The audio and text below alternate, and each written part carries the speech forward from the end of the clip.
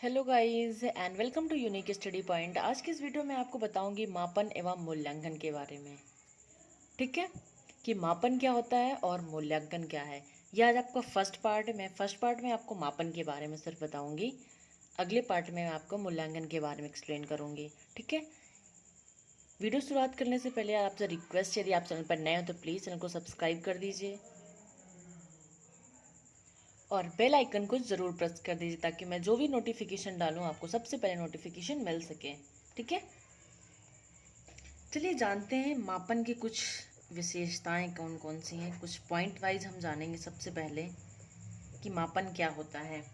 मापन क्या करता है, हमें क्या बताता है, हमको क्वांटिटी बताता है, जबकि मूल्यांकन में ऐसा नहीं होता है। एक एक करके पहले मैं आपको मापन बताऊंगी, इसके बाद में आपको मूल्यांकन। सेकंड पॉइंट क्या है कि मापन क्या होता है, अति सूक्ष्म होता है।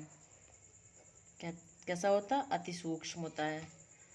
तीसरा पॉइंट ये है कि मापन में क्या लगता है, जब सूक्ष्म होगा तो क्या होगा, कम समय लगेगा, कम समय लगता है। अगला पॉइंट ये है कि जब समय कम लगेगा तो क्या होगा, खर्चीला भी कम होगा, यानी कम पैसे लगेंगे, हमारा धन कम व्यय होगा, यानी कि क्या होगा, कम खर्चीला। ठीक है, ये आपके मापन की कुछ विशेषताएं जो आपको मैं पॉइंट वाइज कवर कर रही हूँ।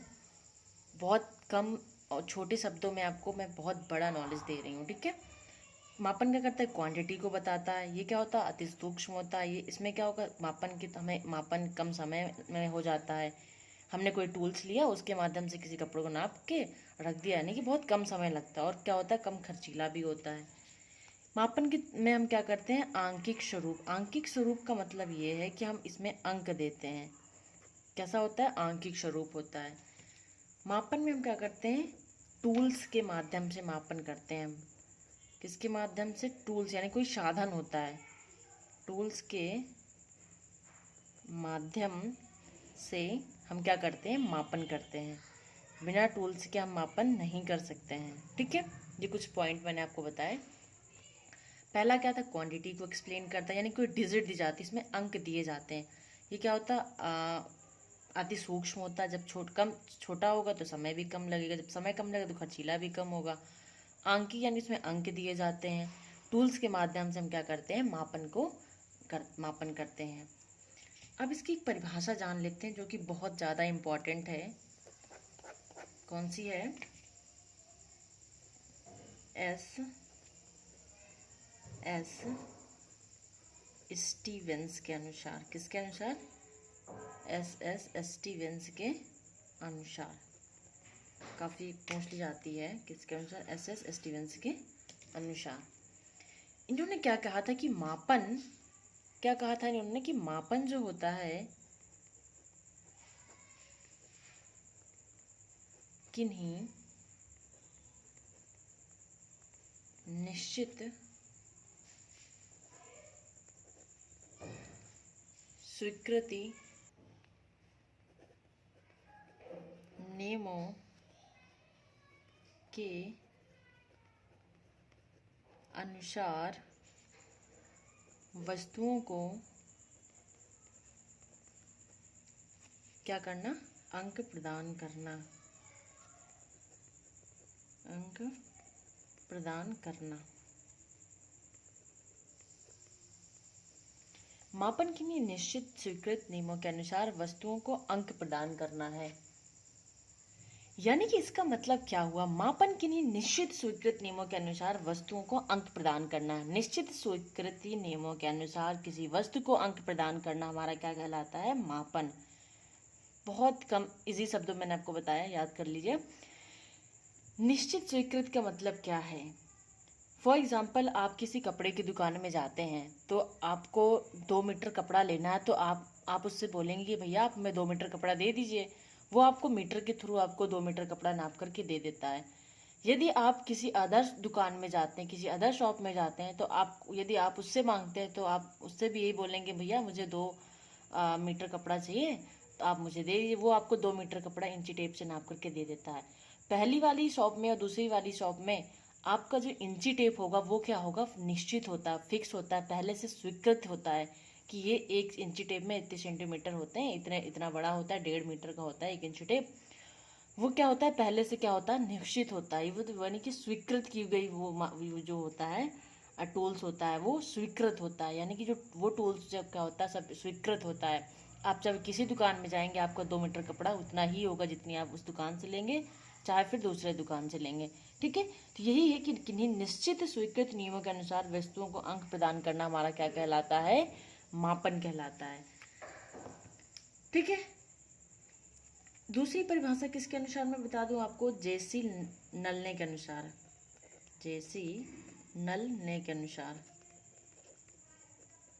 ये भी थोड़ा इम्पोर्टेंट है, आपको एक याद नहीं रहती तो आप दूसरी याद कर सकते हैं। जेसी नलने के अनुसार, जेसी नलने के अनुसार क्या है कि इन्होंने क्या बताया, इन्होंने बताया कि वस्तुओं के लिए, किसके लिए, वस्तुओं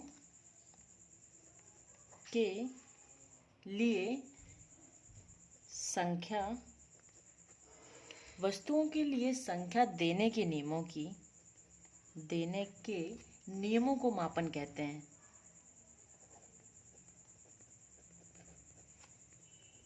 नियमों को क्या कहते हैं, मापन कहते हैं। कोई वस्तु है उसको हमने कोई संख्या दे दी किसी टूल्स के माध्यम से, वो हमारा क्या कहलाता है, मापन कहलाता है।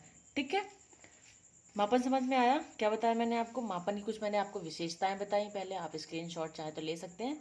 फिर मैंने आपको परिभाषा बताई किसके अनुसार, SS स्टीवंस के अनुसार, फिर जेसी नलने के अनुसार। क्या है, जेसी नलने, ठीक है, कंफ्यूज मत होइएगा, जेसी नलने के अनुसार। ठीक है, अब हम जानेंगे मापन के उद्देश्य के बारे में, कि इसका उद्देश्य क्या है। इसका पहला उद्देश्य है कि अधिगम को सरल बनाना। क्या करना, अधिगम को सरल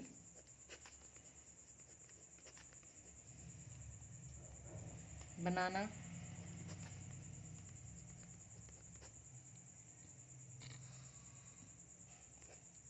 यानी कि जो चीज़ हम सीख रहे हैं उससे क्या होता है, मापन के थ्रू हम क्या कर लेते हैं, उसको इजी बन जाता है मापन के थ्रू। शिक्षण को क्या करना, आनंदमय बनाना। दूसरा उद्देश्य क्या होता है मापन को, शिक्षण को आनंदमय बनाना। आपको कोई बड़ी सी किसी चीज़ की लंबाई आपको उसका मापन करना है, यदि आपके पास टूल्स नहीं तो आप काफ़ी परेशान होंगे कि इसका इतने से बड़े खेत या इतने से बड़े कपड़े का हम इसका मेजरमेंट कैसे करेंगे, तो आप काफ़ी परेशान हो जाएंगे। यदि आपके पास टूल्स है तो आप क्या कर लेंगे, उसको मापन उसका कर सकते हैं, जिससे कि आपको क्या इंटरेस्ट होगा कि आप जो भी आपको टारगेट यदि दिया जाता है कि आपको इस चीज़ का मेजरमेंट करना है, यदि आपके पास टूल्स नहीं तो आप परेशान होंगे।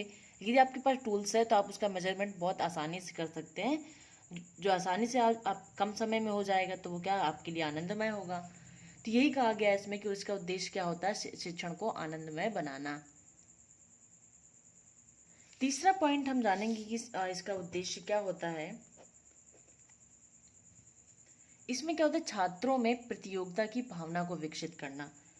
इसका मतलब क्या है, छात्रों में प्रतियोगिता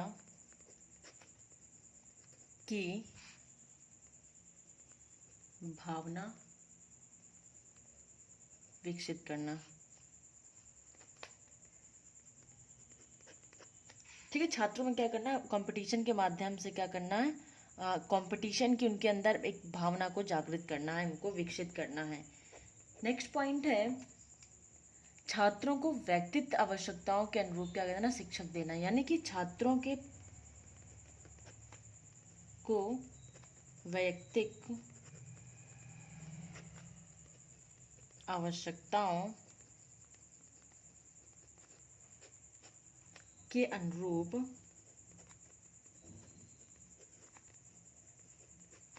क्या देना, शिक्षा देना।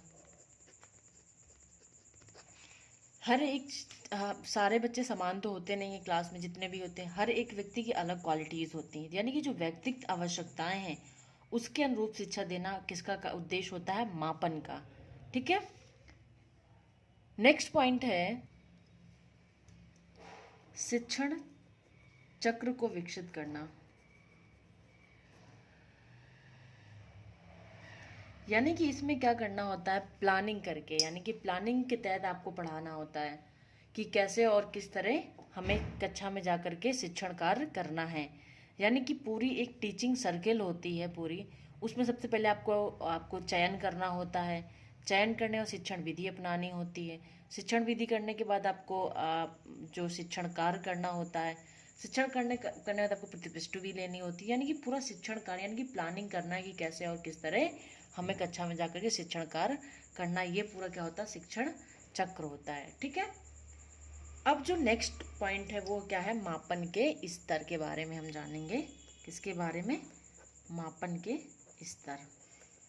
बहुत ज़्यादा इम्पोर्टेंट है। आप माने अक्सर एग्जाम में पूछा जाता है कि मापन के स्तर कौन कौन से होते हैं।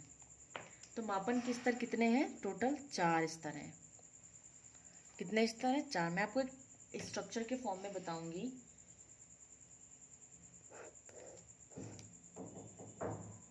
पहला हो जाएगा, दूसरा हो जाएगा, तीसरा और चौथा।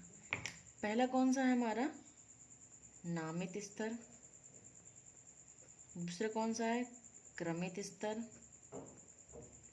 तीसरा कौन सा है, आंतरिक स्तर। और चौथा कौन सा है हमारा, अनुपातिक स्तर। पहला, दूसरा, तीसरा और चौथा। यह स्तर जो होता है नामित स्तर, ये क्या होता है, सबसे कम परिमार्जित होता है। यानी कि यह सबसे कम परिमार्जित स्तर होता है।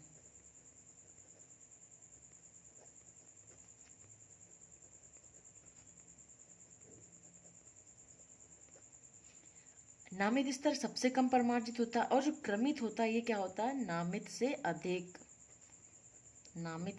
अधिक परिमार्जित होता है, लेकिन अनुपातिक और आंतरिक से कम होता है और नामित से अधिक परिमार्जित होता है। अब जो आंतरिक आता है वो क्या होता है, नामित एंड क्रमित दोनों से अधिक होता है, दोनों से अधिक परिमार्जित होता है। लेकिन जो अनुपातिक से क्या होता है, कम होता है। इन दोनों से क्या होता है, अधिक होता है। लेकिन अनुपातिक होता है सबसे अधिक परिमार्जित होता है, सबसे अधिक परिमार्जित होता है। देखिए अब इनमें अंतर क्या है मैं आपको बता देती हूँ। फॉर एग्जाम्पल, सबसे पहले जानते हैं नामित स्तर क्या होता है। इस स्तर में क्या होता है, किसी गुण या विशेषता के आधार पर हम किसी व्यक्ति या वस्तु को नाम देना। नामित यानी कि नाम देना क्या कहलाता है, हमारा नामित स्तर की वह मेल है कि फीमेल है। ठीक है, इसी के बेस पर हम किसी को नाम देते हैं, वो नामित स्तर कहलाता है। क्रमित स्तर में क्या होता है, इसमें हम किसी आपकी क्लास में यदि कोई फर्स्ट सेकेंड थर्ड रैंक आती है, fourth division, third fourth fifth, ऐसे सबकी क्या होती है, रैंक्स आती हैं। तो वो हमारे क्या हो गया, क्रम, यानी कि फर्स्ट सेकेंड थर्ड एक क्रम सीक्वेंस है ना, तो वो आपको क्या हुआ, क्रमित स्तर हुआ। फिर जब क्रम दे दिया तो उन जो क्रम फर्स्ट सेकेंड थर्ड फोर्थ इनके बीच में जो कितने नंबरों का अंतर है, जो वो अंतर होता है वो हमारा क्या कहलाता है, आंतरिक स्तर। आंतरिक नहीं है, आंतरिक हो गया, आंतरिक स्तर। अब जब आंतरिक होने के बाद फिर उनका रेशियो, यानी कि रेशियो समान होना चाहिए। फॉर एग्जाम्पल, अनुपातिक स्तर समझने के लिए हम जानेंगे कि 60, इसका रेशियो कितना निकलेगा, 1:3 निकलेगा। ठीक है, कितना निकलेगा, 20:60 का जो रेशियो निकलेगा हमारा कितना निकलेगा, 1:3। इसी तरह हमें दूसरा भी लेना है, इसका हमें अनुपात कितना निकलेगा हमारा, 1:3। यानी कि इनका और इनका रेशियो क्या हुआ, समान हुआ। क्या हुआ, रेशियो क्या हुआ, सेम। तो यही हमारा क्या कहलाता है, अनुपात। यानी कि इनका और इनका क्या हुआ, अनुपात क्या है, समान है, तो हमारा क्या कहलाता है, अनुपातिक स्तर। ठीक है, आई होप आपको समझ में आया हो। नेक्स्ट वीडियो में आपको मैं मूल्यांकन के बारे में बताऊंगी। ये आपका फर्स्ट पार्ट था। सेकंड पार्ट में मैं आपको मूल्यांकन के बारे में पूरा एक्सप्लेन करूंगी। मापन और मूल्यांकन के अंतर के बारे में आपको बताऊंगी। वीडियो अच्छी लगी प्लीज़ चैनल को वीडियो को लाइक करिए और चैनल को सब्सक्राइब नहीं किया सब्सक्राइब करिए। Thank you so much for watching this video. Thank you so much.